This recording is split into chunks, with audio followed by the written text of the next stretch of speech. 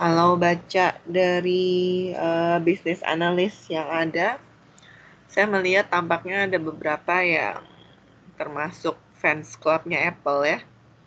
Em, ya, mungkin di sini bisa bisa coba raise hand ya. Yang pakai produknya Apple siapa aja ya? Mhm, mhm. Loh, Franklin nggak jadi. Franklin pakai apa nggak? Pakai sih, pencet sih tadi. Oh ya. Terima Eh, kasih. yang lain? Oke, 4 ya. Saya termasuk yang nggak pakai juga sih. Eh, kalau untuk search, adakah yang lebih familiar dengan searching engine selain Google? Ada yang lebih preferable pakai Yahoo atau Bing gitu? Kalau nyari apa-apa? Atau ada yang pakai lebih preferable pakai searching engine yang lain selain Google? Kadang-kadang pakai Microsoft Edge sih, Cik. Pakai apa? Microsoft Edge itu termasuk nggak, Cik? Oh, kenapa, Fedrian? Nggak tahu, Cik. Lebih kadang-kadang ada yang bisa dibuka dari Microsoft Edge tapi nggak bisa dari Google di saya. Linknya? Apa? Linknya? Iya, Netflix juga nggak bisa dari Google, saya nggak bisa, Cik. Contoh paling gampangnya. Di Google bisa ke search, tapi begitu udah ada page-nya nggak bisa dibuka gitu linknya. Iya, dia nge-loading doang. Oh, bisa gitu ya. Oke. Oh, Kalau di yang saya mah bisa sih, tapi bukan Netflix dari Google. bisa, mungkin ada settingannya kali yang nge-lock ya, Fedrian ya. Sama ada settingan di belakangnya yang nge-lock untuk dia nge-screening link-link tertentu yang nggak boleh kebuka kali ya. Bisa jadi sih, Cik. Tingkat security-nya kali terlalu tinggi. Mungkin ya. Saya nggak tahu. Oke, reasonnya itu ya. Berarti selain Fedrian yang lain sama seperti saya ya. Apa-apa nanyanya Om Google ya. Kalau kenapa Elgin? Nggak, emang saya nggak pernah pakai yang lain sih. Kalau bahkan kalau kebuka yang lain, saya nyari Google di search engine itu dulu. Jadi biar saya tetap kebuka. Oh, kalau ada yang ada komputer yang defaultnya search engine lain, kamu ketik Google dulu, dari Google baru kamu search lagi. Iya betul sih. Oke, ya, fan kayaknya. Oke, kemudian di sini ada yang masih main Facebook. Saya udah enggak sih. Saya masih tapi jarang sih. Oke, yang ya yang jarang-jarang juga oke lah. Coba bisa angkat Pak show hand nggak? Yang masih berkutat, masih bermain Facebook.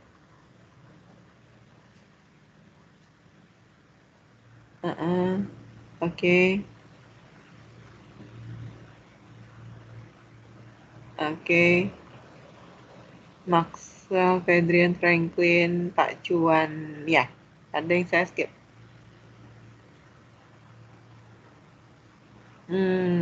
Nggak terlalu juga ya, ternyata ya. Instagram.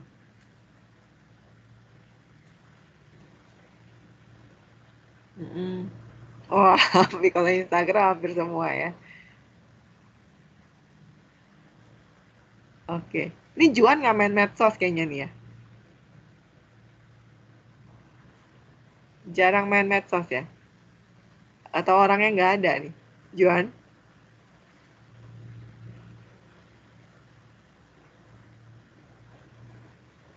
Suara saya kedengaran kan? Ada. Dengar aman. Jelas. Oh ya, berarti ini antara Juan nggak main medsos atau Juan nggak di tempat nih. Oke, iya.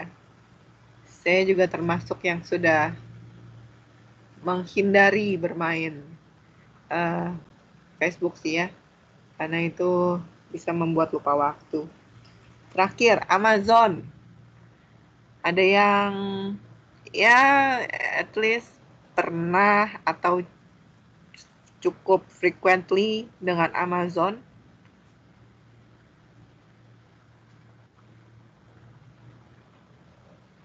Franklin, Truman, Egy. Lumayan juga ya. Nyari apa? Biasanya Truman ke Amazon?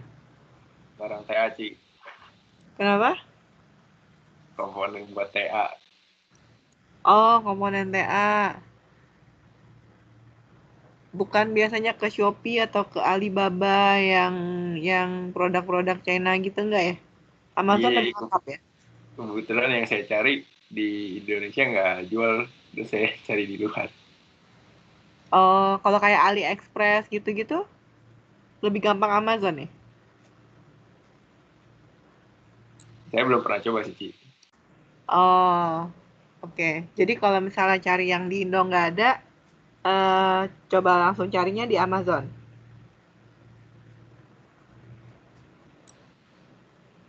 Yang muncul di Google duluan sih, Ci, saya. Oh, cari di Google item yang mau dibeli, terus linknya ada, dia ngarahin ke Amazon. Iya, Pernah transaksi dari Amazon ya? iya pernah. Oh, gampang ya? Pengirimannya emang cepet ya? Ya, buat dari luar negeri mungkin cepet sih. Yang kasus kamu berapa lama nyampe? Yang saya pesan sih seminggu, Ci. Oh, lumayan ya. Saya pesan dari AliExpress 2 bulan baru nyampe. Mungkin tergantung pilihan ininya juga kali ya, pilihan untuk yang pengirimannya. Yang berbayar atau yang gratis, Truman? Ada yang free nggak sih kalau Amazon? Saya punya bayar sih, Ci, waktu itu. Oh, oke. Oke. Mungkin karena yang berbayar ya. Oke. Kalau tadi siapa lagi ya? Egy ya? Egy juga nyari komponen TA, Egy. Saya waktu itu beli buku sih, barang kokoh sih, jadi sekalian gitu. Oh, nyari buku. Oke. Sesuai naturnya Amazon ya. Tadi ada satu lagi kayak siapa ya? Franklin ya? Bukan. Kayak ada satu lagi tadi yang pakai Ada, Amazon. Ci. Oh, iya saya pernah pakai cuman nggak jadi transaksi waktu itu, Ci. Nyari apa? Waktu itu ada nyari spare part motor, Ci. Oke, oke. Saya tertarik untuk bertanya karena ya mungkin karena kita di Indonesia nggak terlalu familiar ya dengan Amazon. Jadi begitu kalau baca itu termasuk 4 yang terbesar itu, jadi oh iya ya Amazon masuk ya gitu kan. Kalau saya pribadi ya, saya begitu baca saya merasanya seperti itu. Mungkin karena kita yang di Indonesia nggak terlalu familiar ya. Ya rata-rata ya mencarinya selama masih bisa dicari sih ya dari toko yang toko hijau itu ya. Ya, ini nggak ada iklan ya. Biasa kan cari dari Tokopedia atau Shopee ya. Kalau nggak ketemu Shopee kan lumayan ya, bisa dari yang luar negeri. Kalau nggak, saya pribadi ya, beberapa juga yang saya dengar kalau mencari yang agak lebih susah biasanya ke Lazada gitu kan ya. Yang Amazon agak jarang sih.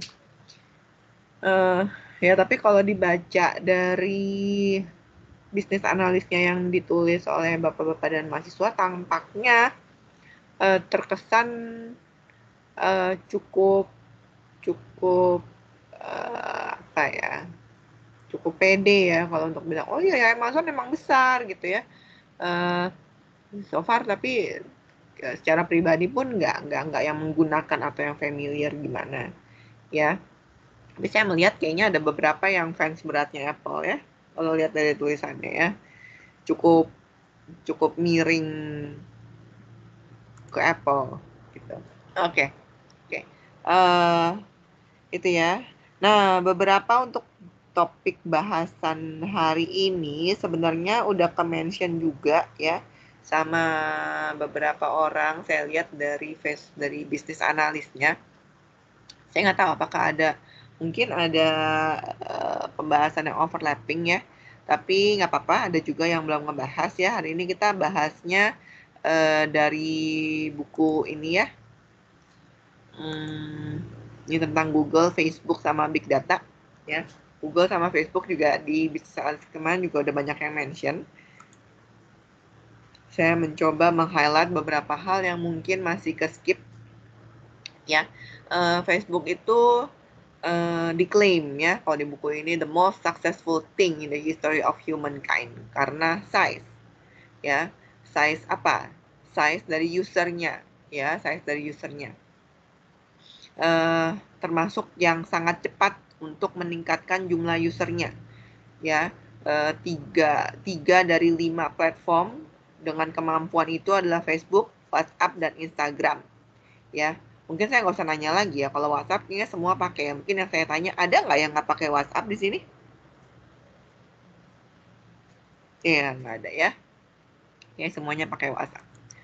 Oke, nah yang lain yang membuat Facebook itu sangat powerful adalah lamanya waktu seseorang mau spend time di platform itu ya, memandangi si Facebook itu ya.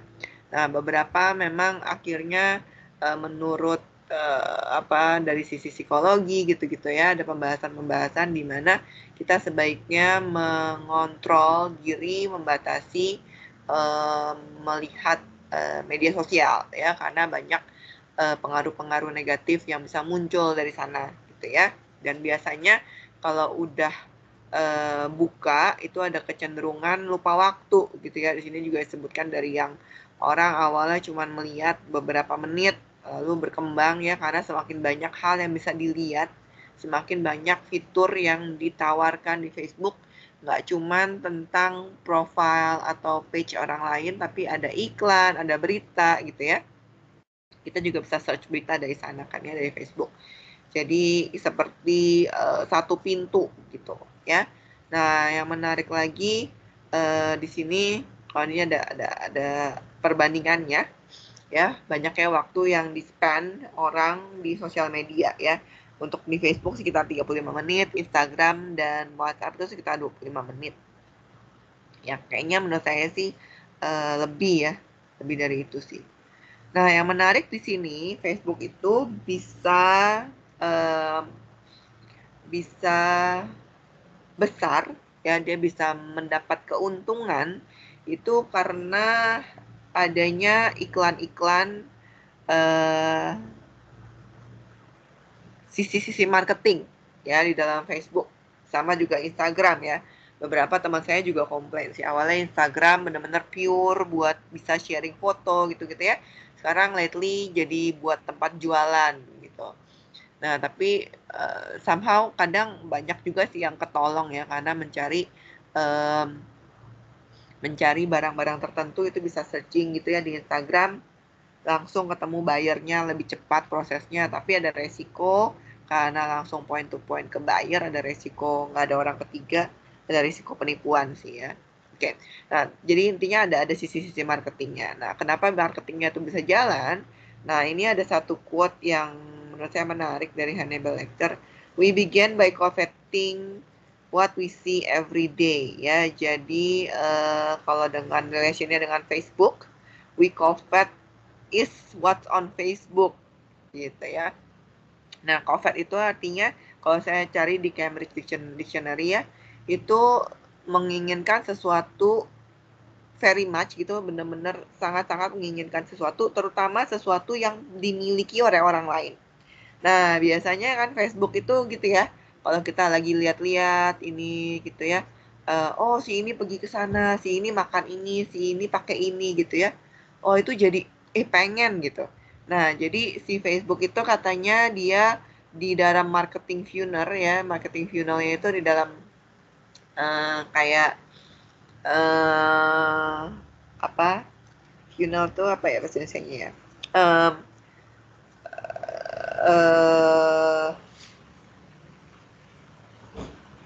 Apa ya bahasa Indonesianya, saya tiba-tiba lupa. Pokoknya yang buat ngisi ini ya, dia bahan bakarnya ya. Jadi yang jadi bahan bakarnya marketing yang di atas itu tuh awareness. Nah, Facebook itu tuh memberikan awareness ya. Jadi awareness itu jadi seperti mempropose kalau sesuatu itu ada dan bikin orang jadi pengen gitu ya. Nah, biasanya marketing kan menjalankan cara-cara seperti itu juga ya. Mungkin ada yang pernah ke saya belum share screen ya. Belum, Ci. Iya, saya belum share screen. Nah, udah muncul? Sudah, Ci. Udah ya. Nah, ini ya marketing funnel ya. Dari tadi kan cuma dengerin saya ngomong berarti ya. Oke. Nah, ini marketing funnelnya tadi yang saya bilang nih, awareness ya. Ada yang udah pernah ke IKEA yang di dalam sutra? Sudah pernah? Udah, Oke. Ji. Udah ya. Nah, kalau kita ke IKEA itu yang agak menyebalkannya ya untuk saya pribadi ya, kalau kita mau cari satu barang tertentu aja, kalau kita udah selesai mau pulang gitu, mau keluar tuh susah. Karena kita dipaksa untuk muterin tokonya dulu, baru ketemu jalan keluar. Iya kan? Ya, kalau yang udah pernah mungkin tahu gitu ya. Jadi kita nggak bisa langsung keluar. Kita ada rutenya gitu, kita suruh putar gitu ya. Nah, sebenarnya kalau menurut saya pribadi itu melambangkan seperti awareness ya. Jadi kadang-kadang kita itu marketing itu caranya gitu. Yang penting dikasih lihat dulu. Orang yang awalnya nggak tertarik mungkin setelah lihat jadi mau gitu ya. Nah, kayak gitu. Jadi yang tadinya nggak mau beli gitu ya sambil jalan gitu mau cari pintu keluar, terus lihat oh ini diskon atau oh ini bagus ya, ujung-ujungnya jadi beli gitu ya. Nah, yang Facebook itu seperti kurang lebih melambangkan awareness-nya seperti itu ya. Jadi yang tadinya nggak nyari gitu ya, sebenarnya kita nggak nyari, tapi kita lihat oh si ini pakai atau oh si ini makan ini gitu ya, katanya oh enak banget nih bla bla bla bla bla gitu. Nah, itu jadi pengen gitu ya. Jadi si Facebook dengan tambahan Instagram itu meng-create satu ide atau satu keinginan gitu ya. Jadi itu apa bahan bakar yang sangat-sangat powerful dalam advertising, dalam marketing ya. Jadi di sini dikasih tahu relasinya antara Google, Amazon sama Facebook ya. Facebook memberikan what apa yang kita mau karena kita lihat orang mungkin atau kita lihat ada rekomendasi apa gitu ya. Apanya itu yang muncul what-nya, kemudian kita cari how-nya itu cara mendapatkannya kita search di Google ya. So Google itu supply the how, terus Amazon supply the when. Kapan kita bisa memilikinya karena kita belinya lewat Amazon ya. Ini karena buku luar kan jadi emang lebih cenderungnya ke sana. Kalau kita di sini mungkin kita nyarinya di Tokopedia atau di Shopee atau di apa ya? Lazada atau di Blibli dan segala macam lain-lainnya yang banyak juga di Indonesia gitu ya. Nah, gitu ya. Jadi what-nya itu datang dari Facebook ya. Nah, yang lebih powerful-nya lagi dari Facebook ya, dia itu bisa menguasai dua hal penting dalam marketing, yaitu scale dan target. Scaling dan targeting. Kalau di sini dia bilang kalau saya pasang iklan di satu event ya, event misalnya contohnya pertandingan sepak bola gitu ya, satu event. Di situ kan terdiri dari banyak orang, banyak pribadi dengan banyak keinginan. Iklan itu akan menjangkau banyak sekali orang karena eventnya event besar. Cuman dia nggak akan bisa mentargetkan dengan tepat keinginan setiap individu yang ada di sana. Karena kan banyak banget dengan berbeda keinginan ya. Jadi scalingnya besar tapi targetingnya rendah. Ya tapi kalau misalnya kita mau bikin sesuatu yang targetnya tajam, seperti contohnya di sini dia kasih contoh, misalnya eBay gitu ya, eBay mau mencoba memarketkan sesuatu gitu ya, dia undanglah Chief Marketing Officer ya di dalam satu makan malam yang mewah gitu ya. Lalu dia mencoba mengiklankan karena sudah diundang, memang sudah ditargetkan yang sesuai dengan apa yang mau ditawarkan ya. Jadi targetnya targetnya bisa tercapai dari sisi target itu nilainya tinggi, tapi dari sisi scaling nilainya rendah karena hanya bisa beberapa orang. Nah, Facebook itu bisa mencapai dua-duanya. Kenapa? Karena kita tahu Facebook itu setiap orang itu kan membuat page-nya masing-masing. Ya, dari page-nya masing-masing kelihatan likeness-nya dia apa, atau dari browse klik-klik yang dilakukan tuh kan semuanya terekam ya oleh Facebook. Jadi dia bisa tahu nih orang tuh seperti apa kecenderungannya. Nah, dia bisa meng-customize untuk marketingnya, iklannya itu sesuai dengan pribadi dari setiap orang. Nah, karena jumlah usernya juga banyak, berarti secara marketing dia mencapai dua-duanya tuh. Dari segi size, dari segi scaling, dan dari segi targeting. Ya. Nah, yang menarik lagi di sini dibilang, ini juga saya baru sadar ya, Facebook itu dia itu merekam ya dengan detail dan akurat. Ya, apa yang kita klik, apa yang kita ketik ya. Kita misalnya lihat page-nya siapa, terus network teman-temannya seperti apa gitu ya. Nah, biasanya yang orang-orang taruh di Facebook itu punya kecenderungan yang bagus-bagus, atau image yang orang itu ingin dilihat oleh orang lain. Jadi bisa aja itu sesuatu yang rekaan atau dipilih-pilih gitu ya. Dipilih-pilih yang memang image yang ingin ditunjukkan. Nah, di sini disebut tapi Facebook itu isn't fooled ya. Jadi Facebook itu bisa melihat the truth karena dia merekam semua aktivitas yang kita lakukan di Facebook. Jadi mungkin bahkan teman terdekat kita pun ya yang dari Facebook itu dia lihat aktivitasnya apa segala macam bisa terbodohi melihat page Facebooknya seseorang, tapi si Facebooknya sendiri itu nggak bisa ya, dia nggak bisa dibodohi ya. Jadi dia bisa tahu dengan lebih baik seseorang itu likeness-nya seperti apa, kecenderungan hidupnya lifestyle-nya seperti apa. Jadi dia bisa menyajikan iklan yang atau marketing sesuatu yang lebih bullseye ya, targetnya lebih pas gitu ya. Nah, hal lain yang bisa disajikan oleh Facebook, ini juga ada yang mention ya di Business Analyst kemarin, Facebook itu memberikan memuaskan salah satu hal penting sebagai manusia, yaitu emosi ya. Nah, di sini juga di buku ini dibilang ada salah satu research dari Harvard Medical School ya, dari studi atau research itu menemukan kalau the depth of meaningfulness of person's relationship is the strongest indicator of level of happiness. Jadi indikator yang kuat untuk indikator level kebahagiaan yang kuat, salah satunya itu adalah relationship yang dalam dan meaningful gitu ya. Jadi memang sebagai manusia kita itu makhluk sosial ya. Relationship itu sangat kuat gitu ya. Jadi makanya mungkin karena itu akhir-akhir ini banyak orang yang melupakan prokes ya.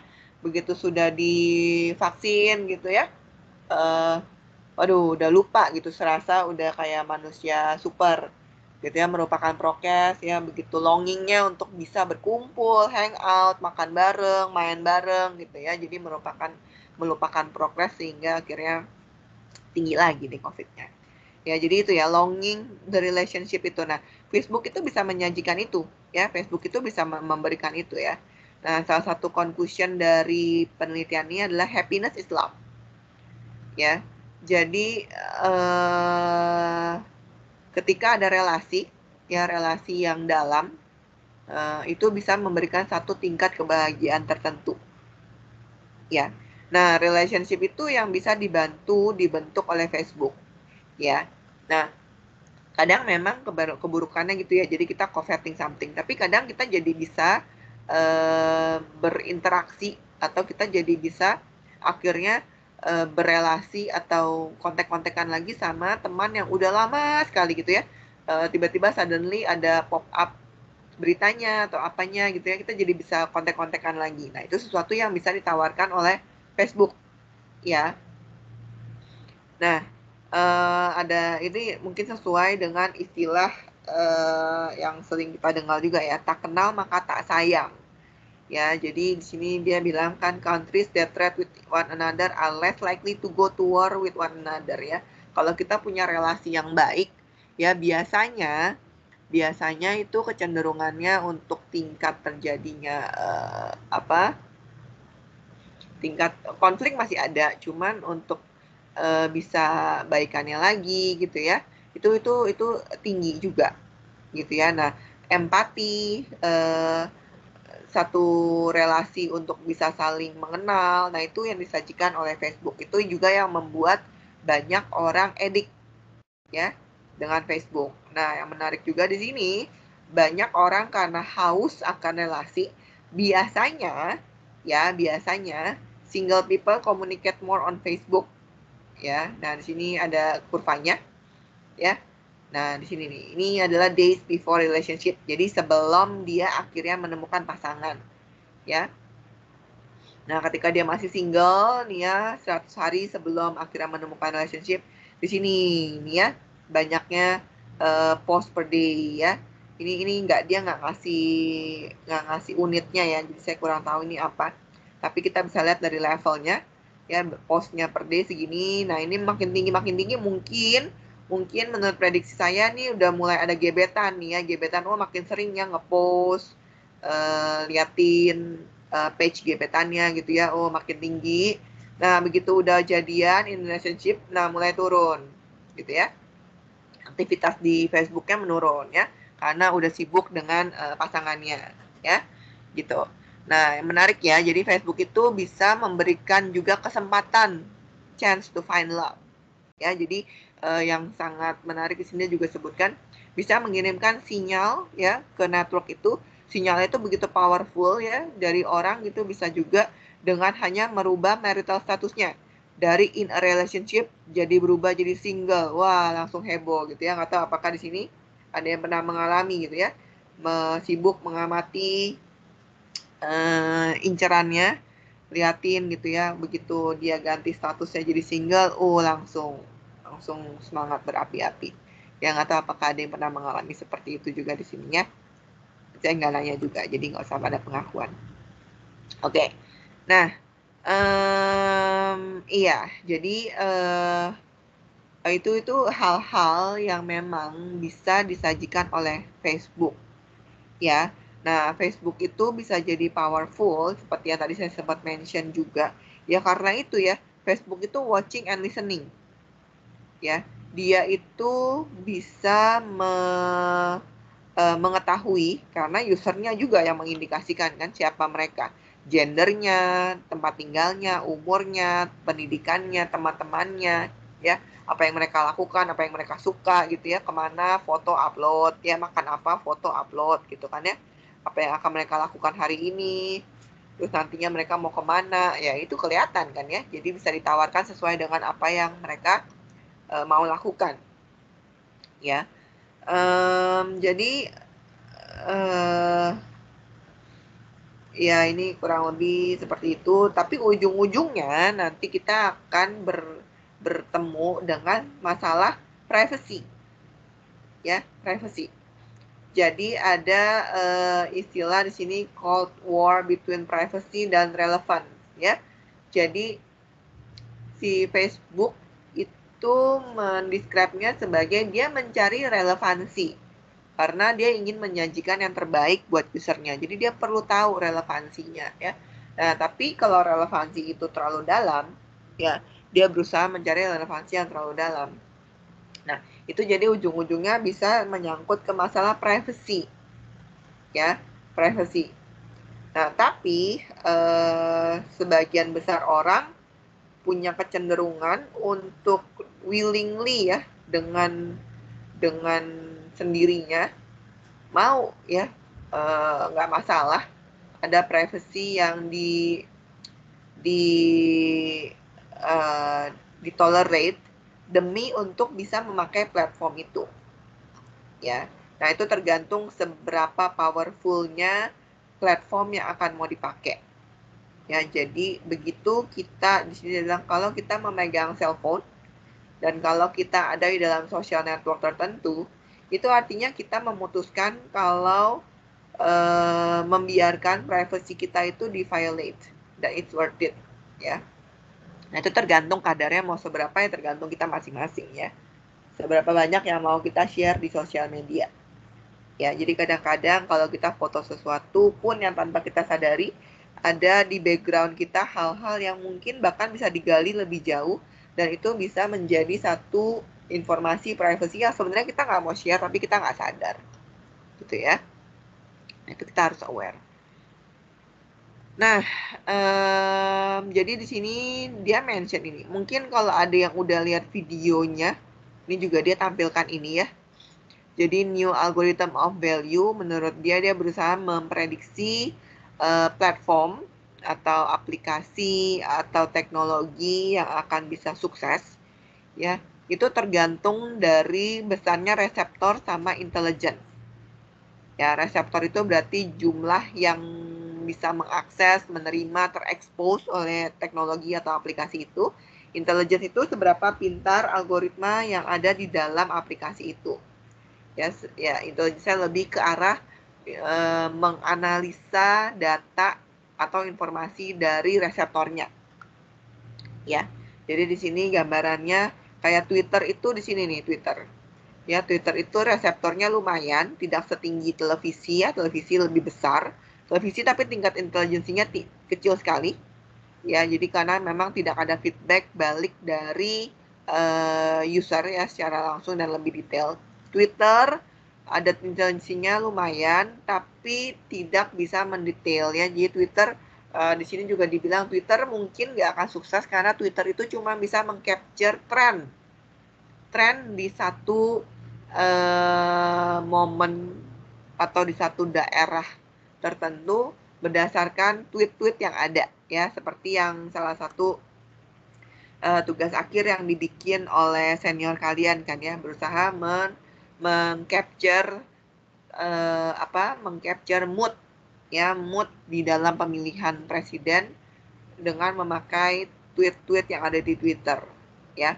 Nah, itu Twitter gitu ya. Nah, yang tinggi di sini nih ya, yang tinggi Google dan Facebook termasuk diantaranya, ada Amazon juga, karena mereka reseptornya, usernya tinggi, tapi juga memiliki intelijensi yang oke, gitu ya. Itu ada sih ya di videonya juga. Tapi nangkep kan ya, ini kurang lebih, ini menarik sih, dan benar juga ya. Ada yang mau bertanya atau berkomentar sampai sini?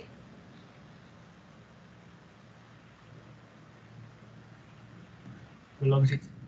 Belum ada? Oke, kalau belum ada saya lanjut lagi ya.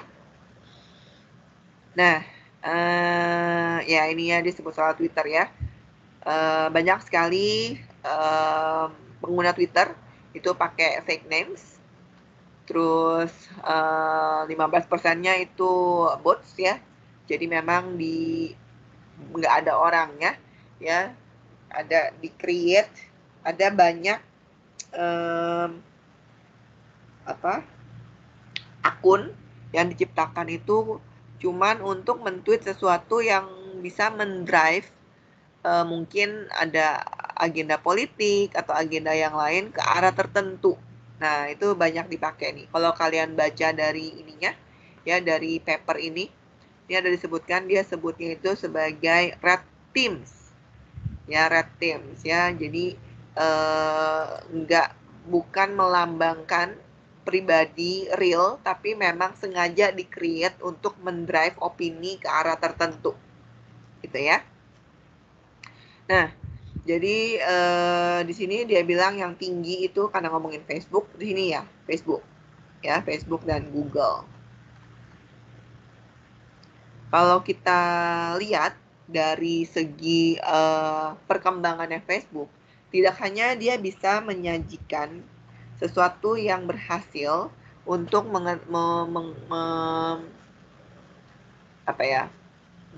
menarik orang menjadi user, tapi Facebook juga itu berhasil untuk menarik pegawai. Ya, jadi data dari LinkedIn. Yang data dari LinkedIn, WPP itu adalah satu organisasi periklanan ya, yang tadinya sangat besar gitu ya, salah satu organisasi periklanan terbesar. Tapi akhirnya kebanyakan dari pegawainya dari 591 itu lari pindah ke Facebook. Ya, ada sebanyak 1.636 pindah ke Google. Nah, dari yang di Facebook dan di Google ini, ada yang balik lagi ke WPP ini, 17 dan 107. Ya, yang balik ke sana itu dibilang karena memang ini adalah mereka yang kontraknya itu nggak diperpanjang. Jadi yang biasanya masih internship baru gitu ya, kan melewati proses seleksi, dan kalau yang nggak diperpanjang ya balik lagi ke WPP. Jadi seperti yang memang tidak terseleksi lah, balik ke sini. Jadi yang pilihan-pilihan ya masuknya ke Google dan ke Facebook. Nah itu ya karena disupport oleh orang-orang yang quote unquote pintar ya, jadi bisa akan semakin lebih besar lagi gitu kan ya. Jadi tidak hanya menarik user tapi juga menarik employee ya, employee yang terseleksi ya. Nah kalau Facebook sendiri bukannya nggak punya bukannya nggak punya saingan ya. Sempat ada muncul saingannya itu Snapchat. Saya pribadi pernah dengar, ponakan saya pernah lihat dia pakai, tapi saya belum pernah pakai. Saya nggak tahu kalau ternyata Snapchat itu cukup populer. Ada yang tahu atau pakai Snapchat di sini? Bisa angkat tangan. Dulu Pernah pernah doang sih. pernah doang. Pernah Sekarang juga. Oh, pernah nyobain.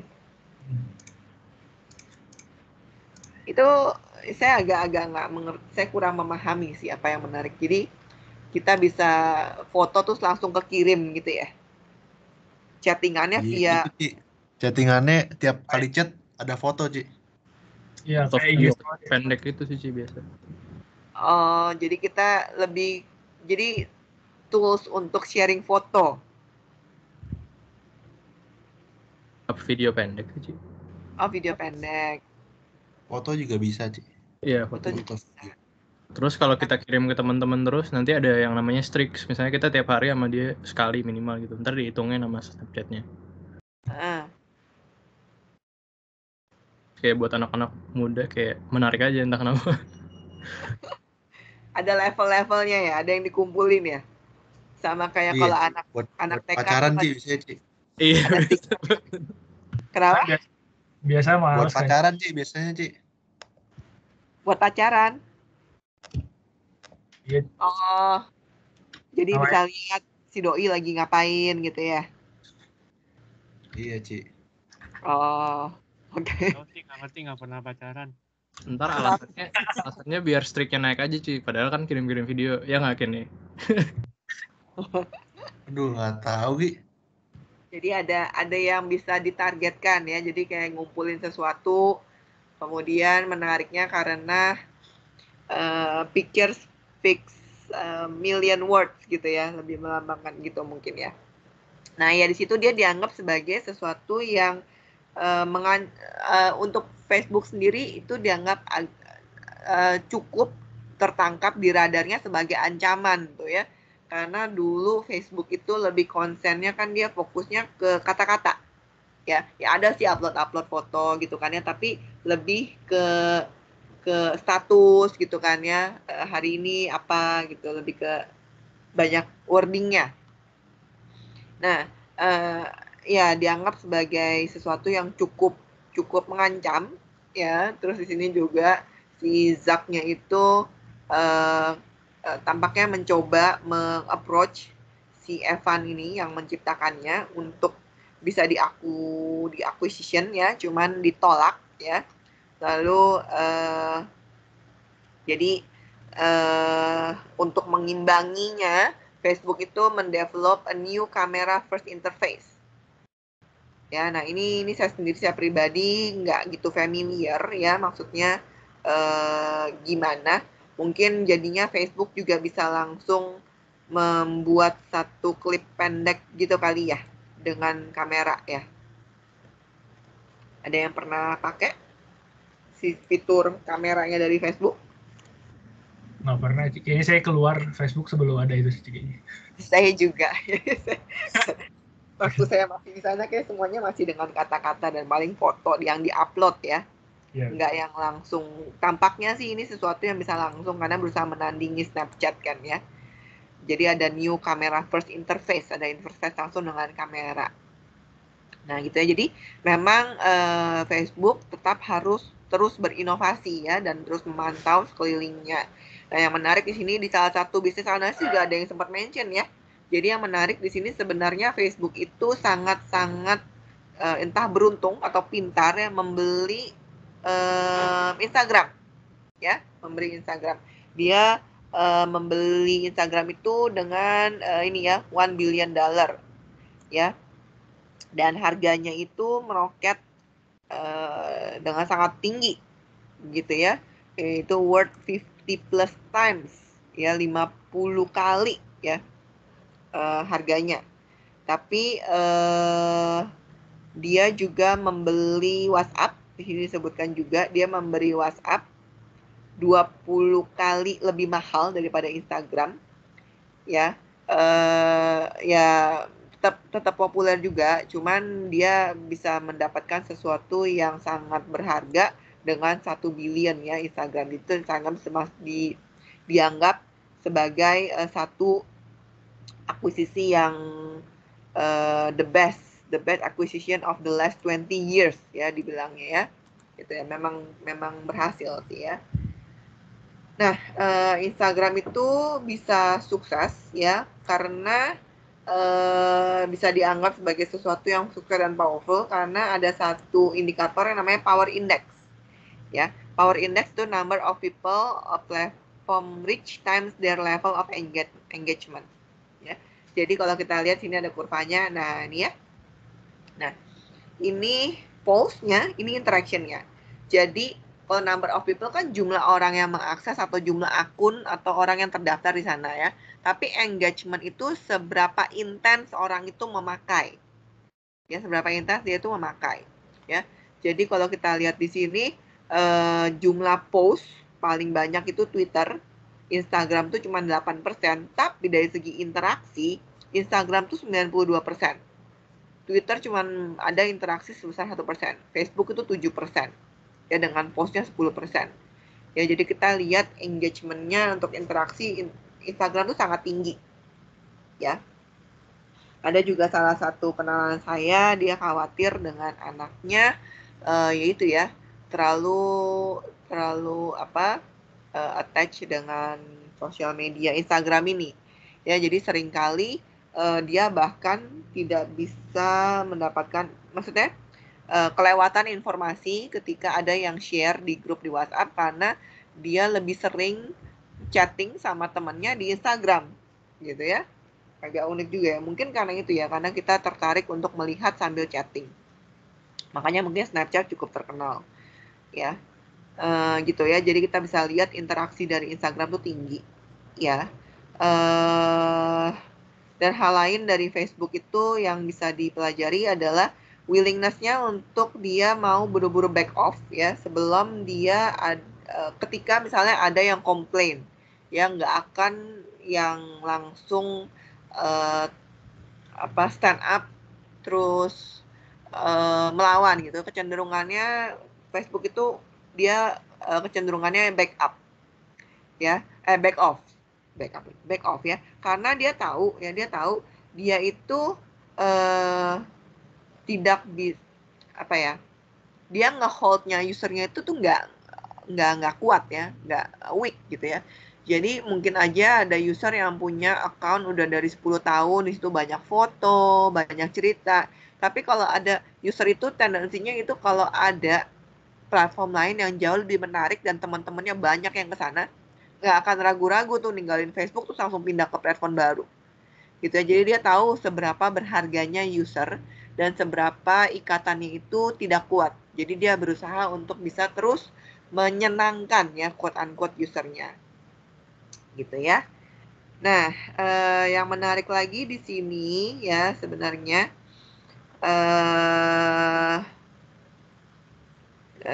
di sini ini ada cerita juga tentang Facebook nggak selalu sukses ya.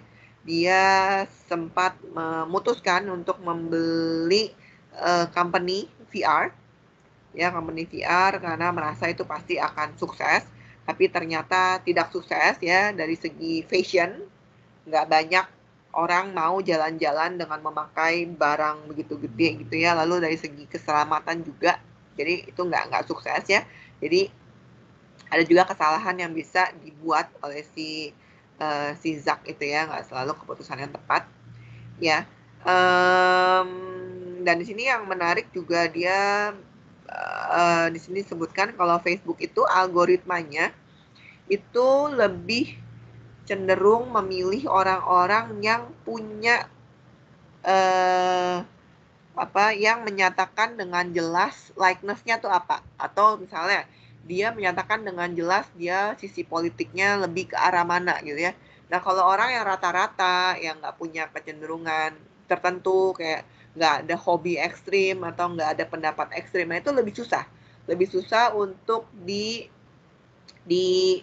dibaca oleh si Facebook ya. Nah dia nggak mau di sini dijelaskan ya, di situ kalau orang-orang yang membuat opininya likeness-nya dengan jelas itu seperti as easy as oil in Arabia gitu ya, gampang sekali ya, colok di mana gitu muncul gitu, ada minyak yang keluar, dan itu uang ya, cring-cring guys, itu menandakan uang. Nah jadi algoritma yang dia bikin, di sini disebutkan algoritma yang dia bikin itu dia nggak akan mau repot-repot berusaha membaca orang-orang yang moderate ya, orang-orang yang biasa-biasa aja, yang nggak ada kecenderungan khusus ya, karena dia mesti bikin algoritma yang sangat sophisticated ya.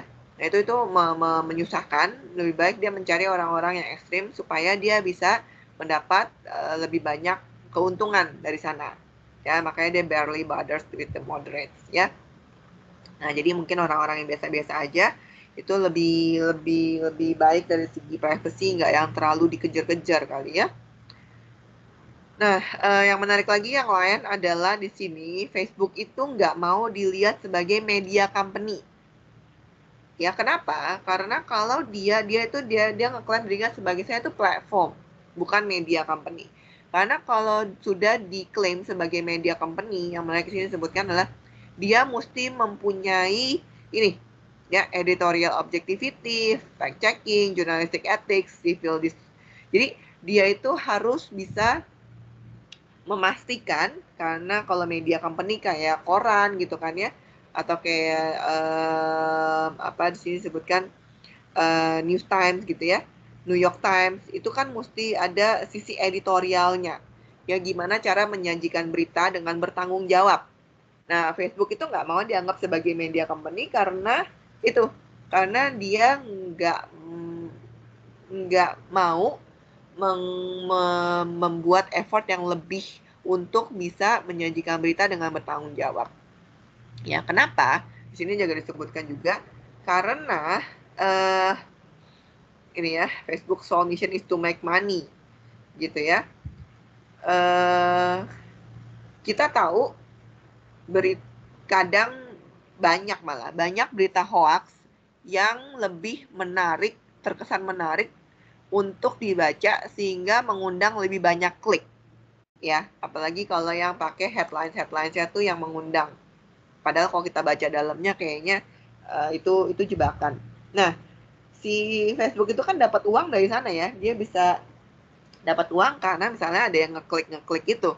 Kalau dia menyajikan berita yang seperti yang saya bilang, menyajikan berita yang fact gitu ya, yang aktual, nah itu kecenderungannya adalah mengundang lebih sedikit klik ya.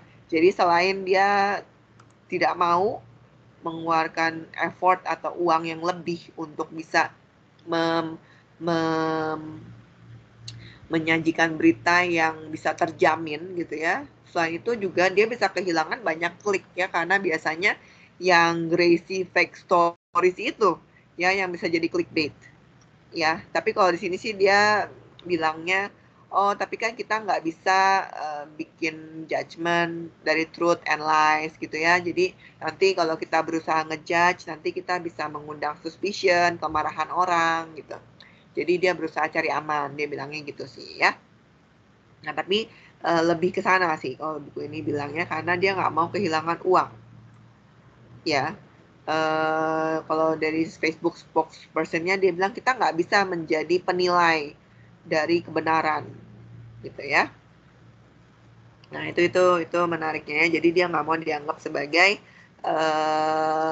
news platform. Padahal sekarang kita bisa mencari berita dari Facebook ya. Kita bisa mencari berita juga dari Facebook. Banyak orang bahkan katanya baca berita dari Facebook. Jadi dia sambil ngecek Facebook sambil ngeklik baca berita. Berarti bisa jadi juga rancu ya. Apa yang dia baca sana dianggap sebagai berita, sesuatu yang bisa dipercaya. Jadi seharusnya Facebook bisa lebih mencoba bertanggung jawab ya. Nah, yang sudah dilakukan Facebook adalah dia bilangnya yang sudah ada fitur di mana kita bisa melaporkan. Ya, kita bisa melaporkan mana di sini ya? Saya lupa. Bisa melaporkan kalau itu berita yang nih ya. Kita bisa nge-flag. Kita bisa nge-flag a story as fake. Ya, tapi kalau flash satu berita atau cerita yang sudah di-flag sebagai fake, itu nanti ujung-ujungnya cuma di label dispute doang, gitu ya. Nah, dispute label won't persuade a lot of people. Jadi misalnya tetap aja orang bisa salah baca dan terdrive oleh berita itu meskipun berita itu bohong, gitu ya. Nah, apalagi ya yang menarik? Oh, di sini dia lebih cenderung memakai komputer atau algoritma ya dalam untuk memilih berita-berita apa aja yang akan ditaruh di space-nya dia ya. Kenapa? Karena kalau komputer ya berarti kan dia nggak usah ngegaji orang ya. Kemudian komputer itu lebih bisa menganalisa berita mana yang bisa menarik klik lebih banyak, gitu ya. Dia sih bilangnya kalau kita pakainya AI itu lebih unbiased gitu ya. Tapi sebenarnya padahal AI-nya sendiri udah bias karena AI-nya itu kan di-coding oleh orang dan orang sudah mendesain AI-nya itu dibikin supaya yang dipilih adalah berita-berita yang bisa menarik klik gitu ya. Itu beberapa hal tentang Facebook ya. Nah, untuk Google mungkin semua juga basically udah familiar ya. Nah, yang menarik di sini Google ini dicoba disandingkan, dia ngomonginnya tentang religion ya. Jadi biasanya kita itu longing untuk mendapatkan jawaban ya. Nah, sering sekali ya saya sendiri pun mengalami ya, kita apa-apa nanyanya ke Google. Ya, misalkan kalau lihat anak sakit dengan gejala-gejala seperti ini, ya yang dilakukan pertama kali apa? Cari Google ya, nyari Google. Cari Google terus tulis ini gejalanya ini, terus kira-kira penyakitnya apa. Gitu ya. Nah, yang menarik juga yang di Google, yang mungkin ada yang ngomongin tentang kenapa dia bisa lebih menang daripada Yahoo atau Bing. Itu karena itu ya, simplicity atau kalau di sini organik. Keorganikan dari Google ya. Jadi kalau kita buka Google, selalu di layar awalnya Google itu nggak pernah ada kecenderungan kayak ada iklan tertentu nggak ada ya. Jadi di sini disebutkan nggak ada uang sebanyak apapun yang bisa membeli porsi atau space di halaman awalnya Google. Karena memang itulah modalnya dia. Saya sendiri pribadi lebih suka Google ya karena itu ya, karena kesimpelannya. Ya, jadi begitu kita buka nggak banyak kayak berita iklan-iklan gitu ya di kanan kiri sana. Ini benar-benar simple, benar-benar hanya untuk search engine. Dan yang menariknya lagi adalah keorganikannya itu di sini disebutkan juga dia itu nggak ada kecenderungan tertentu saat menyajikan hasil dari searching. Ya benar-benar pure dari berdasarkan yang lebih sering yang akan keluar paling atas karena yang lebih sering dipilih atau diklik. Gitu kan ya. Jadi memang tergantung usernya. Dari Google-nya sendiri dia tuh organik dibilangnya. Gitu ya. Nah, ini yang tadi dia bilangnya good to know ya. Kita itu more than anything else kita tuh want to know. Ya, want to know. Nah, Google itu bisa menjawab hampir semua pertanyaan. Ya. Biasanya bahkan kalau kita ada pertanyaan sesuatu dia bisa menyajikan jawaban, bahkan bisa di highlight top answers sama di capital lagi gitu ya. Nah, seperti quote unquote jadi seperti jawaban doa gitu ya. Dan di sini juga dibilang nggak akan ada yang ngejudge kalaupun kita menanyakan wrong question ya, dan nggak akan ada yang menilai misalnya seseorang itu punya satu penyakit tertentu yang dia nggak mau semua orang lain tahu dan dia type di Google dan nggak akan ada yang ngejudge, dia bisa cari jawaban dari sana, nggak perlu malu gitu ya. Atau misalnya di sini juga ada contoh di sini atau di artikel satu lagi ya, di sini di artikel Big Data kayaknya ya, ada contoh di mana ada bapak-bapak gitu ya ngomel ke satu, oh ini tentang big data sih tapi related ya, tentang gimana mereka itu sudah bisa Google itu lebih tahu tentang kita daripada orang-orang terdekat kita ya. Kenapa? Karena banyak hal yang kita tanya di Google, yang kita search di Google, yang mungkin kita nggak mau tanya ke orang lain, mungkin kita malu dianggap masa gitu aja nanya gitu ya, atau ada hal-hal yang kita mau tahu tapi kita nggak mau orang lain tahu. Contohnya di situ dia bilang ada satu bapak-bapak komplain gitu ya ke satu perusahaan ya, ke satu perusahaan yang jual-jual barang karena anaknya itu dikirimin voucher untuk beli barang-barang bayi gitu ya. Dia ngomel, nih anak saya masih sekolah, kamu kirimin voucher-voucher kayak gini, suruh anak saya hamil di luar nikah gitu ya. Ternyata setelah diusut-usut berapa hari atau berapa minggu kemudian si bapak itu balik lagi ke si yang toko itu minta maaf karena ternyata memang anaknya itu lagi hamil ya. Jadi si toko itu lebih tahu daripada bapaknya sendiri ya. Mungkin dia sering searching gitu ya, cari-cari tentang kehamilan atau tentang barang-barang bayi gitu ya, jadi lebih tahu daripada orang-orang terdekatnya. Nah itulah mengapa yang di paper juga ada sebut tentang ini ya, apa namanya, Google Flu Trends ya. Jadi ketika ada flu atau pandemi ya, Google itu bisa dipakai untuk bisa mencari tahu ya di daerah mana sih pandemi itu atau penyakit itu banyak muncul atau di tingkat yang level yang tinggi. Kenapa? Karena tinggal lihat aja, search misalkan kita mau tahu di daerah mana yang banyak orang terkena flu. Ya, kemungkinan besar adalah di daerah itu akan ada banyak orang yang nyari ciri-ciri COVID gitu ya, atau flu. Kalau flu-nya seperti ini, maka ini saya mesti ngapain gitu ya. Nah, jadi dari sana bisa dicari. Ya, itu jadi masuknya ke big data gitu ya. Nah, di sini ada yang saya sebutkan juga, yang salah satu yang membuat Google itu bisa bertahan karena trust. Ya, trustnya itu. We confess things to Google that we do not share with our priest, rabbi, mother, best friend, or doctor. Ya, kadang-kadang seperti itu. Ya, karena nggak ada yang ngejudge. Ya, kita bisa mencari hampir seluruh segala sesuatunya jawaban di Google. Ya, jawaban yang ini ya, jawaban yang secara teoritis. Ya, kita bisa cari di sana. Ya, nah ini ya, di sini disebutnya Google's Organic Search. Ya, memberikan informasi yang fair and impartial. Nggak ada judgment who or where you are. Ya, jadi benar-benar fair. Gitu ya, bahkan dia itu juga fair ke ininya, ke klien-kliennya. Ya, karena memang mereka itu bisa di halaman pertama atau halaman kedua ya, tergantung orang-orang seberapa banyak yang ngeklik. Ya, bukan Google yang memutuskan. Ya, jadi mereka itu fair baik ke user, si searcher, maupun ke orang-orang yang memang menaruh linknya untuk ditaruh di Google, lalu nanti ada bayaran per klik dan segala macamnya gitu ya. Nah, itu yang menarik dari Google ya. Ya, dari segi market capitalization di Februari 2016 ya, Google sebanyak ini ya. Kemudian yang lain-lain seperti ini gitu ya.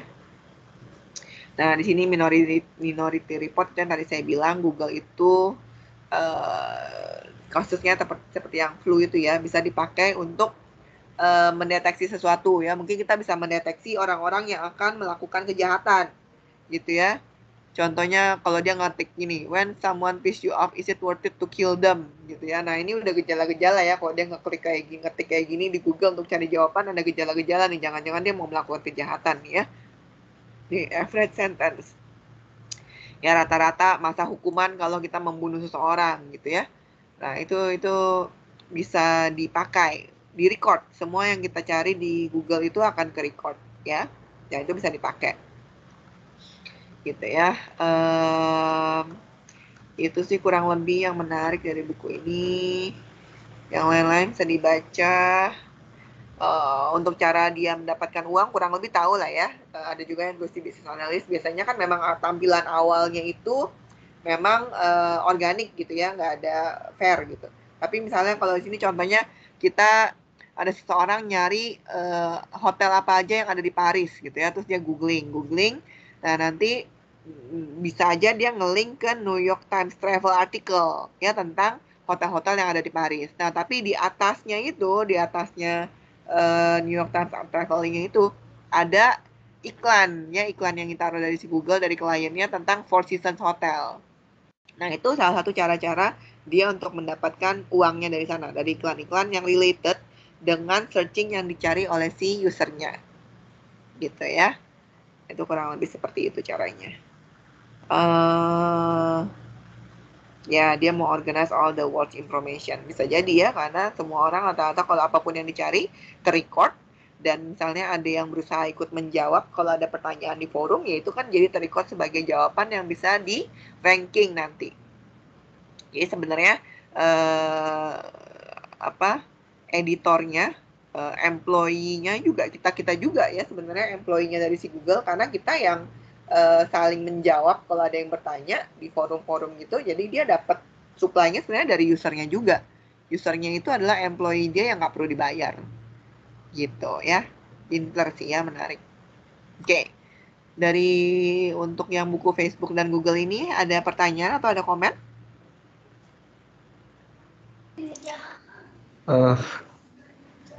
Saya Bu, Iya, Kak Rohmat. memang semua informasi bisa kita dapat sih Bu di Google tuh ya. Iya. Cuman menurut saya pribadi sih minus di Google itu, misalkan kita mau cari informasi tentang mobil gitu ya, mobil A. Nah, nanti kita akan menemukan beberapa informasi itu dari mungkin bisa dapat 5 atau 10 web dengan isi yang sama sih. Nah, itu sih Bu yang menurut saya sih minus. Kenapa Google nggak bisa filtering yang seperti itu gitu. Misalkan sudah ada satu web yang membahas soal itu. Nah, ketika ada website lain membahas soal itu, harusnya mungkin kalau di UPH Turnitin-nya tuh harus tinggi gitu. Maksudnya Gitu sih, Bu. men-screening isinya ya, Pak. Iya, betul. Karena Kan ada kadang-kadang kita misalkan kita lagi flu mau cari obat apa gitu ya. Di website A, oh dianjurkan ini. Misalkan obatnya apa gitu. Nah, terus nanti kita klik website yang lain, itu bisa sama persis isinya dengan kalimatnya segala macamnya tuh bisa sama persis gitu. Iya, Gitu. saya juga pernah menemukan kayak gitu sih. Iya. Ya, kebanyakan yang seperti itu biasanya yang blog-blog gitu sih ya, blogger ya. Iya, Jadi betul. misalkan ada dari website resmi, terus dia mencoba mengisi blognya dia copy dari sana Copy masukin paste begitu ya. itu muncul juga ya di Google ya. Jadi lebih ke screening isi konten di dalamnya ya, Pak ya. Nah, tapi memang kendalanya mungkin simplicity dari algoritmanya karena memang lihatnya dari klik, ya Pak. Nah, itu kecenderungannya adalah orang ngeklik karena lihat dari judul. Jadi memang clickbait itu lebih ke judul sih ya. Jadi si blog yang isinya sebenarnya sama persis dengan website yang ada itu bisa tetap muncul di halaman awal dan kita bisa karena biasanya kalau udah di belakang kita udah nggak gitu liatin kan ya. Nah, jadi masalah kan kalau dia ikut ada di awal dan bisa ada di awal ya karena memang walaupun isinya sama, tapi somehow dia bisa merangkai judulnya itu dengan sedemikian rupa sehingga banyak yang ngeklik. Karena banyak yang ngeklik ya memang akan muncul di di awal-awal, mungkin bahkan berdampingan setelah website yang aslinya gitu ya.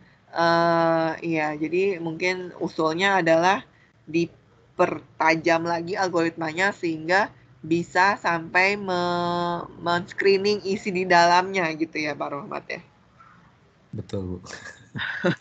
Ya Cuman mungkin beda judul sih kadang-kadang. Tapi mungkin nanti isinya tuh ketika sama. AI-nya semakin lebih canggih lagi ya, mungkin Iya. bisa begitu ya, untuk menghindari orang-orang yang berusaha mau famous ngetrend cuman berdasarkan ini ya. Mungkin Tapi bisa. kalau di buku ini sih ada kasus ya, di mana ini bukan masalah plagiarism sih ya. Ada kasus di mana ada yang kena penalti itu. Karena dia apa ya? Sebentar. Akibatnya dia selalu ditaruh di halaman kedua. Karena dia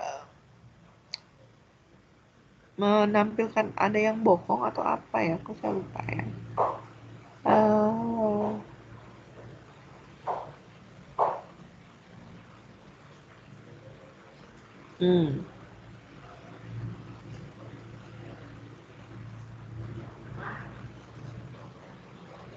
Aduh, saya lupa tuh. Iya, di mana ya? Tapi itu juga ketahuannya tuh bukan karena Google-nya sih. Karena ada yang baca lalu dilaporin gitu ya. Jadi memang si Google-nya sendiri nggak menganalisa isi di dalamnya. Dia juga mungkin sama seperti Facebook ya, dia nggak mau diklaim sebagai news platform karena memang dia nggak bisa menyajikan editorial yang gimana gitu ya. Saya lupa ada di mana nanti ya, coba kalau saya ketemu. Ada sih di sini ya, tentang satu website tertentu yang dia kayaknya menyajikan data yang salah atau yang bohong gitu, ada yang melaporkan, akibatnya kena penalti sih sama si Google ya. Jadinya dia muncul nggak muncul di halaman pertama aja gitu. Dan memang itu ketahuannya karena ada yang laporin sih, bukan karena Google. Jadi memang algoritmanya belum sampai secanggih itu. Mungkin nanti dengan AI-nya akan berkembang, mungkin bisa sampai secanggih itu kali ya Pak Rohmat ya. Oke, thank you Pak Rohmat. Ada yang lain?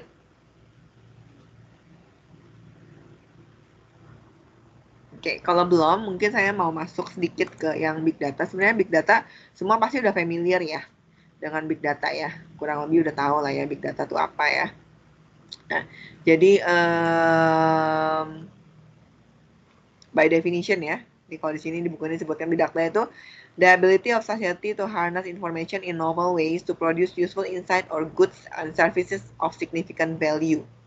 Ya, jadi kita bisa mengambil satu informasi ya, dan informasi itu harus besar gitu ya untuk bisa mendapatkan satu insight tertentu dari data itu gitu ya. Nah, di sini dia ada contoh tentang ini ya, memberi airplane tickets. Jadi kita ada satu pemikiran, kalau saya beli tiket jauh-jauh hari mestinya harga lebih murah.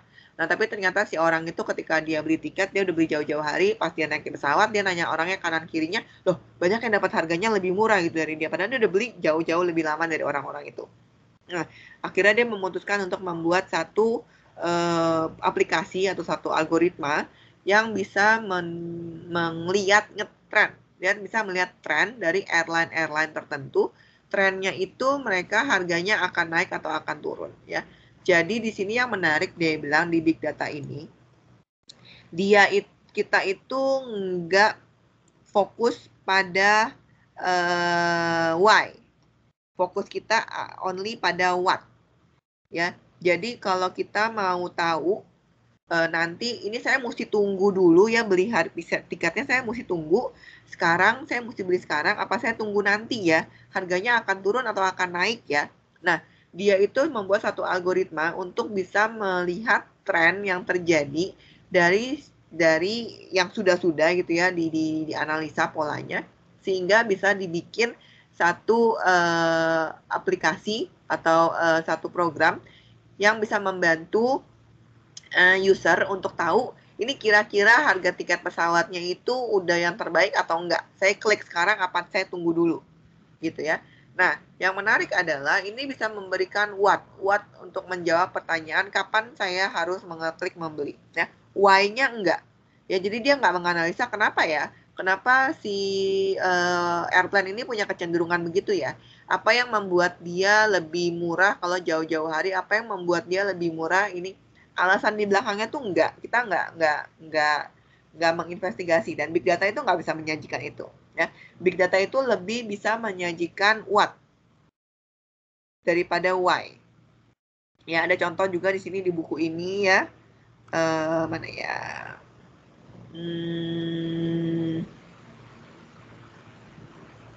Ini ya, tentang tentang mobil ya. Saya lupa. Dia ada bikin kayak satu survei ya untuk tahu di satu company ya, satu sistem untuk menjual mobil bekas, mobil seperti apa yang klaimnya paling rendah. Jadi orang kan beli mobil bekas, terus yang mana yang lebih awet, mobil bekasnya itu nggak banyak klaim bilang rusak gitu ya.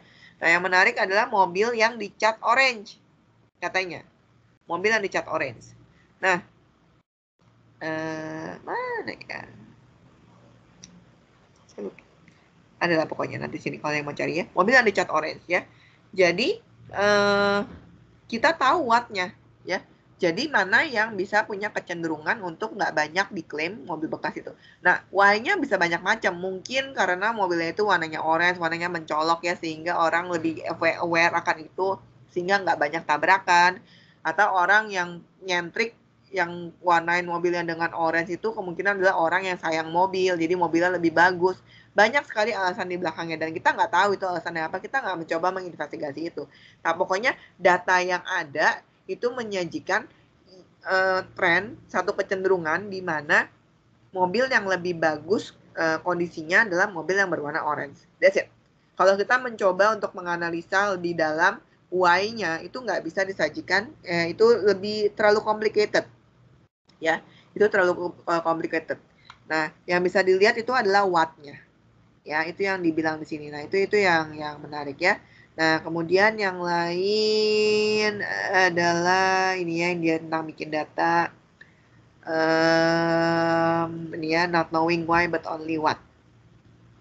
Ya, jadi dengan big data ini ya, revolusinya itu bukan cuman tentang, memang sih sekarang kita butuh algoritma, mesin, laptop, komputer gitu ya, yang bisa melakukan perhitungan dengan cepat ya, yang bisa melakukan kalkulasi datanya dengan cepat. Tapi sebenarnya yang menjadi revolusi itu nggak cuma mesinnya itu, tapi datanya itu sendiri.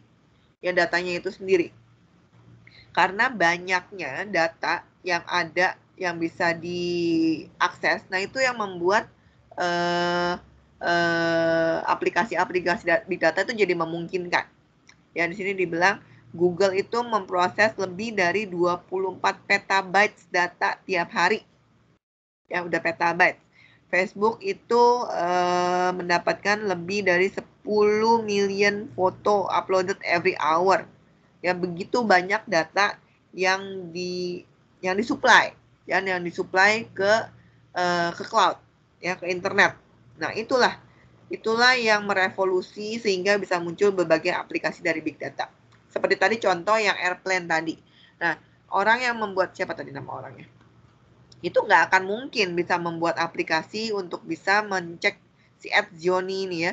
Nggak mungkin dia akan bisa membuat aplikasi yang bisa melihat tren dari satu airplane kalau dia nggak punya data yang cukup banyak.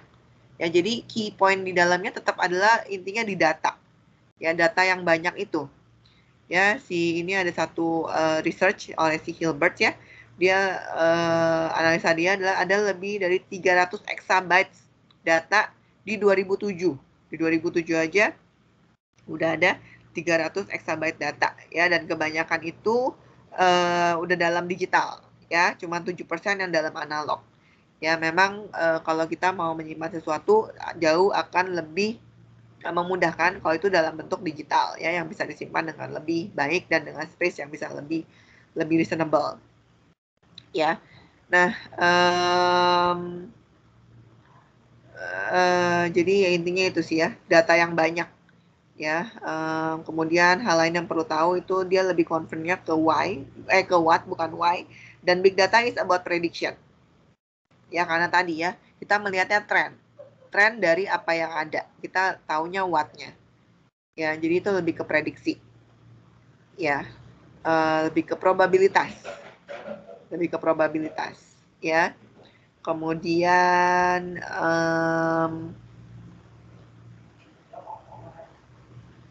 apa lagi ya yang penting, not why or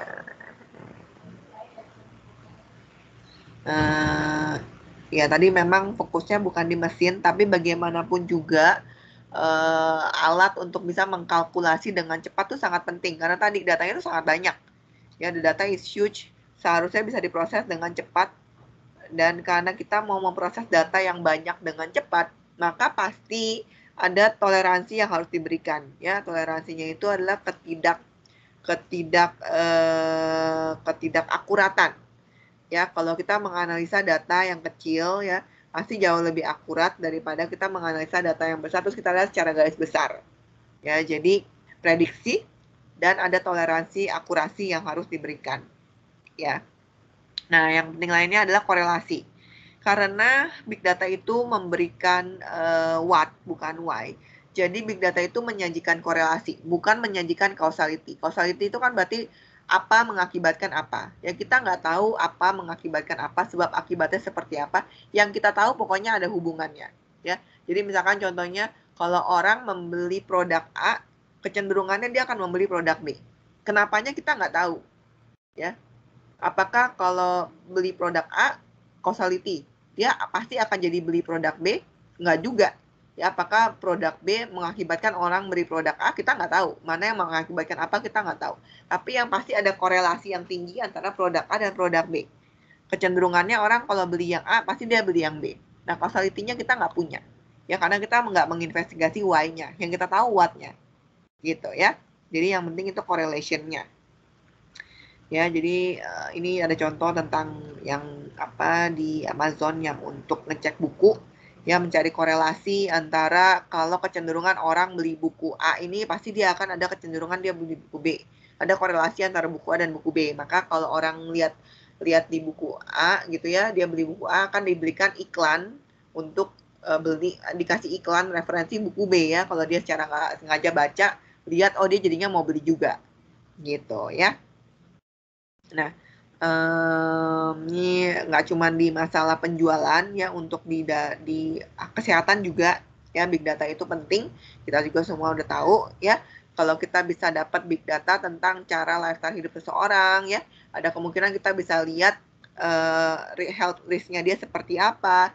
Jadi kalau untuk dari segi perusahaan asuransi bisa menilai nih, ini mau saya goalkan dikasih untuk beli asuransi atau enggak, kalau seandainya orangnya keberatan, dia nggak mau kasih darah atau urin sampel. Ya kalau mau saya daftar, kalau enggak gitu ya. Nah, bikin keputusannya bisa lihat dari sejarah-sejarah mungkin yang bisa kelihatan dari internet gitu ya. Dicek ini orang lifestyle-nya seperti apa gitu ya. Nah, makanya ada yang bilang wise, kita harus bijaksana ketika kita berinteraksi dengan internet, karena tadi semuanya itu ke-record ya. Jangan sampai ketika kita meng-apply di satu company kerja gitu ya, terus kita dicoba dicari tahu kita itu seperti apa, terus dia coba cari gitu ya di internet, muncullah gambar kita lagi melakukan sesuatu yang misalnya melakukan sesuatu yang tidak appropriate gitu ya. Nah itu kan mengurangi pastinya mengurangi keinginan untuk bisa mempekerjakan kita gitu kan ya.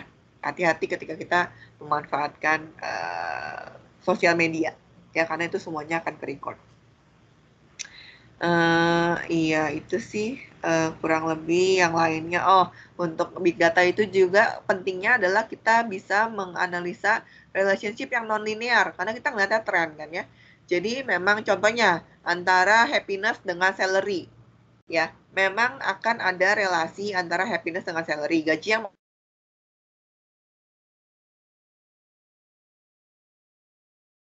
sampai threshold tertentu.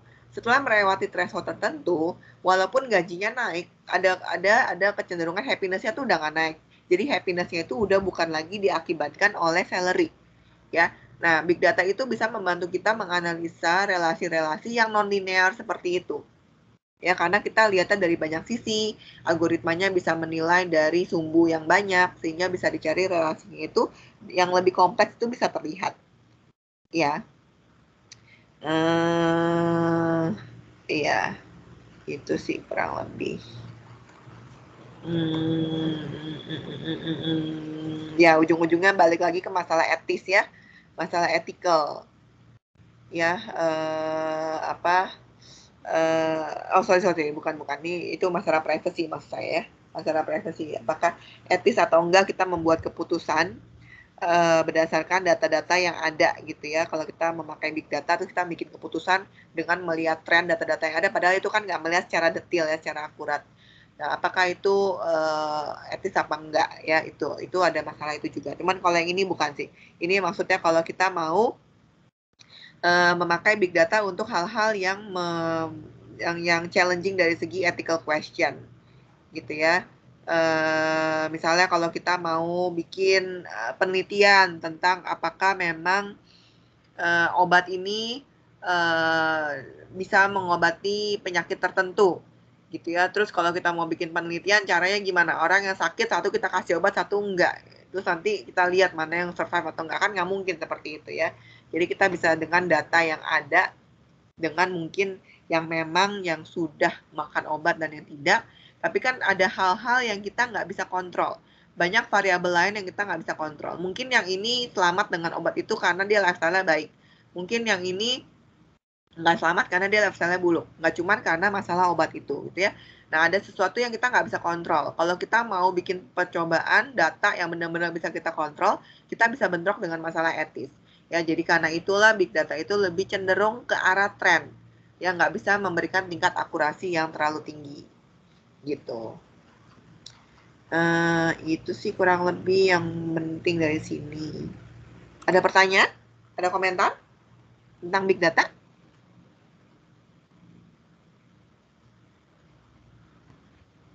Belum sih. Paling ini nggak sih, Cip? Jadi hampir semua dari Four Horsemen itu sebenarnya mereka menggunakan big data nggak sih, Cip, buat bisa menguasai dunia digital. Iya. Mungkin yang agak blurry sebenarnya Apple ya. Apple itu makanya di video kan dia bilang kalau prediksi dia nanti ketukar kan ya. Sekarang kan Apple paling tinggi ya. Kemungkinan akan ketukar karena tingkat intelijensinya si Apple itu nggak setinggi ini ya kalau dari gambaran dia itu. Karena memang dia ngambil datanya ya mungkin paling dari itu ya, dari iTunes ya, kecenderungan dia milih lagu-lagunya gitu ya, kecuali dia membuat fitur-fitur lain yang baru ya. Nah nih, Apple di sini nih, intelijensinya nih, masih di bawah Facebook dan Google. Iya. Jadi iya sih, memang ada big datanya, dan memang karena itu kan dia bilang prediksinya gitu. Ya, intelijensi ini secara nggak langsung ngomongin big data kan ya. Intelijensi itu gimana dengan pintar program itu bisa mengcapture, menangkap informasi-informasi dari reseptornya. Ya, jadi memang yang besar-besar itu bisa besar karena dia usernya tinggi dan tingkat big datanya, quote unquote ya, menurut saya intelijensinya itu juga besar. Gitu sih, iya sih. Memang informasi itu jadi satu komoditi yang sangat-sangat ini ya, sangat-sangat powerful. Apalagi kalau kita udah masuk ke era yang lebih ke digital. In a way itu bisa membantu sih kadang-kadangnya, memang kalau kita nyari-nyari sesuatu, terus kita dikasih sesuatu yang memang related dengan kita ya, itu menarik ya. Jadi itu membantu kita untuk, oh iya ya benar nih saya butuh. Tapi di sisi lain, di ekstrim lain jadinya serem juga ya. Kok dia tahu ya gitu kan? Gitu sih. Tapi iya, ujung-ujungnya yang 44 itu memang dia bermain dengan big data. Karena tadi intelijensinya tinggi. Oke, thank you, Ci. Ada yang lain mungkin?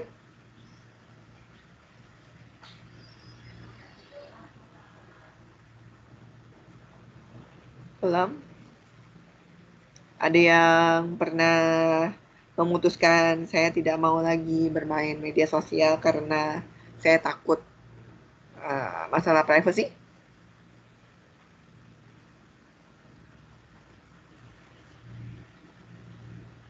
Enggak ya? Oke. Kadang-kadang memang ada yang harus kita tolerate ya ketika kita mau memakai platform tertentu. Oke. Atau itu juga sih Bu. Jadi yang tadi Bu Jun sebut di Twitter itu banyak botnya, banyak anonimnya. Mungkin karena itu kali. Karena mereka juga pengennya aman gitu dari apa namanya pencuri data lah atau apa gitu. Iya, betul. Dan tapi beberapa platform nggak bisa menyajikan nggak bisa memberikan privilege itu ya. Jadi beberapa platform mau nggak mau kita mesti memberikan data asli ya. Kalau untuk yang Twitter mungkin masih bisa ya fake names gitu-gitu. Tapi beberapa platform mau nggak mau kita mesti kasih data asli sih. Dan dari sana juga bisa ketarik ya kayak online e-commerce gitu. Kan kalau kita mau beli gitu ya, mau ngirim barang, mau nggak mau kita harus ngasih ini ya, kasih alamat, kasih nomor telepon yang asli. Dan dari sana juga sebenarnya data kita bisa keambil ya, kelihatan kecenderungan kita beli apa gitu kan ya, klikin apa, itu sebenarnya udah salah satu bentuk mengambil informasi juga sih. Iya ya, memang kemarin ada ini ya penipuan dari Shopee ya, yang dikirimin via ini, via Facebook, via WhatsApp. Ya. Akan ada kemungkinan seperti itu sih. Tapi ya memang kadang-kadang mau nggak mau ya. Kayak di zaman sekarang ini kita susah keluar-keluar ya. Mau nggak mau platform-platform yang tertentu walaupun kita mesti memberikan data-data pribadi tertentu ya. Kayak dokter online gitu-gitu. Ya harus dilakukan. Gitu sih. Oke, ada yang lain mungkin? Oke, kalau belum ada, kelasnya udah selesai ya. Coba, Juan ada?